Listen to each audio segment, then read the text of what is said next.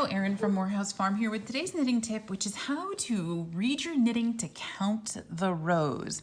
And there's nothing more frustrating than losing your place when it says to knit a certain number of rows and not being sure where you are. And you've heard that you should be able to count the bumps in the rows when you're knitting in garter stitch, and that should tell you, but where do you even start? Because there's a bump on this side, but then there's a bump on this side. But isn't that part of the cast on? Yes, indeed. All really good questions. So we want to make sure that we understand where it starts. Now to do that, I'm going to knit a row. I have used my long tail cast on, just 10 stitches. And notice there's a side with a wave, which is the side towards me, and a side with the bump, which was the back. Okay, so this is just the cast on row. So once I knit one row, shouldn't take too long. And notice this will work the same way, whether you are throwing as I am right now, or you want to switch your style and you want to be picking, or even if you're lever knitting, which won't work with these DPNs, but if I had a much longer one and a belt, I would be right up there.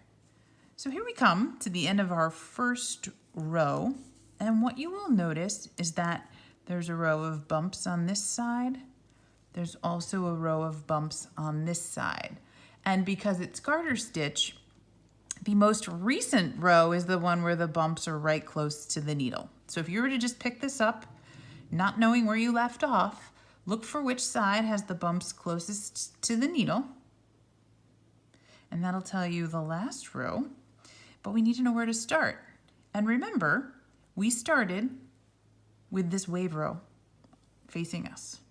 Okay, so this first bump on the bottom is going to be the cast on edge, and then there would be a row of stitches above it. Now we've knit one row and the live stitches are above it on the needle. So what do we do when we take that to a piece of work that we don't know where we are yet? Same thing, look for the waves facing you, okay? Look where the first bump is and notice that the bump on the other side is closer to the edge. Okay, so that means this is 1. In garter stitch, we can either count by 2s, so 1, 3, 5, and so forth, or you can flip it back and forth if you really want to be able to count 1, then 2s in the middle here, then 3, then 4. I'm a fan of the counting by 2s so that you can leave everything in the position that it's in. So if that's 1, that's 3, that's 5, that's 7, that's 9, that's 11, that's 13. But wait, we don't have bumps right up against the needle in this case, do we? In fact, if I give it a little tug, I can see there's a row of V's above it with another row of stitches. And we know the live stitches are part of the count, remember? Because back here with the wave side, there's our first row of bumps. And then after row 1, we've got live stitches above it. And you saw me knit only one row. So the live stitches need to be right up against the needle with the purl bumps here in order to be counted. So we started waves 1, 3, 5, 7, 9, 11, 13. But if we turn this over, we'll see that the bumps are closer to the needle on this side. So we need to count one more row, 14. Make sense? Hope so, because that is one of the most important tools you can have in your toolbox.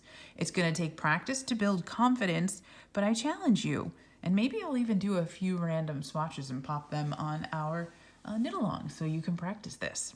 But really, it does get easier with time, and learn to build that confidence so that you don't have to keep a piece of paper and a pen with you all the time. You can just read your knitting. And on that note, happy knitting, everybody, from Morehouse Farm.